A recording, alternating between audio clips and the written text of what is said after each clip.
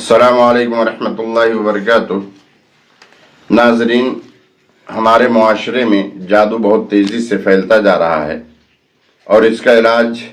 ایسے لوگ کر رہے ہیں جنہیں دین کا کچھ بھی علم نہیں ہے، اس کے تعلق سے الٹا پلٹا جادو کرتے ہیں اور 5 وقتہ نمازی نہیں ہوتے، متقی پرہیزگار نہیں ہوتے۔ ایسے لوگوں کے پاس ہمیں اب جادو کے علاج کے لیے نہیں جانا چاہیے۔ آج میں آپ کو جادو کی کچھ خاص علامت بتاؤں گا جس کو اہل علم نے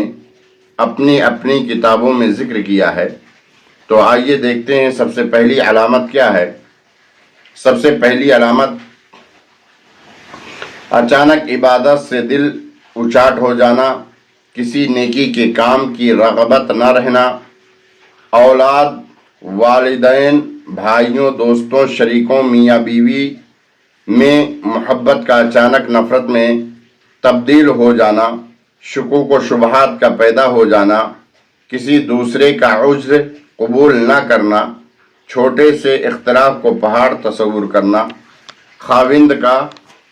بیوی کو اور بیوی کو خاوند بدصورت دکھائی دینا، جہاں ایک ساتھی بیٹھا ہو اس جگہ کو ناپسند کرنا، شوہر یا بیوی میں ہم بستری کی خواہش ختم ہو جاتی ہے۔ اور علامت اچانک بیوی سے محبت کا حد سے بڑھ جانا، اس کے بغیر بے صبری اور اس کی اندھی فرما برداری شروع کر دینا، ہمیشہ سستی و کاہلی میں مبتلا رہنا، خلوت پسندی اور خاموشی کو ترجیح دینا اور محفلوں سے ہمیشہ دور رہنا، جسم میں کسی جگہ ہمیشہ درد رہنا لیکن طبی معائنے کے باوجود اس کا کوئی سبب سمجھ میں نہ آنا، سوتے جاگتے ڈراؤنی آوازیں سنائی دینا، خوفناک خواب دکھائی دینا، کثرت وسواس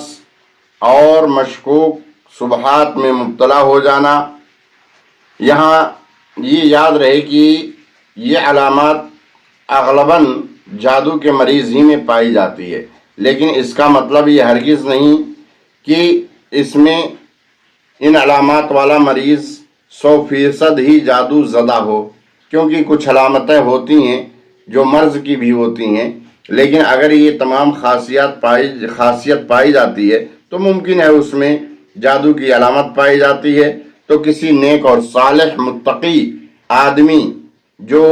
اس کا علاج کرتا ہے ان کے پاس جا کر اس کا علاج کرانا چاہیے۔ اللہ تعالی ہم سب کو ایسے لوگوں کے پاس جانے سے محفوظ رکھے جو لوگ شرک و بدعات کے ذریعہ یا قرآن و حدیث سے ہٹ کر جادو کا علاج کرتے ہیں۔